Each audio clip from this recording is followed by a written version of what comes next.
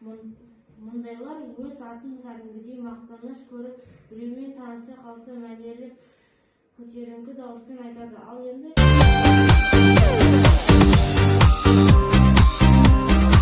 шығармайтыным жоқ-ау дегенде Альфеса Михайловна жымиып басын шайқап қойды. Адам жағын ол керемет түсінеді.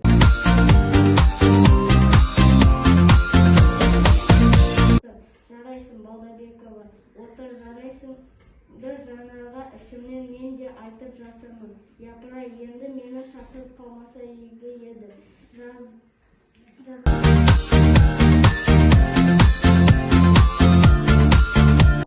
Тәтем жасайды, ыдыс-аяқты тәтем жуады.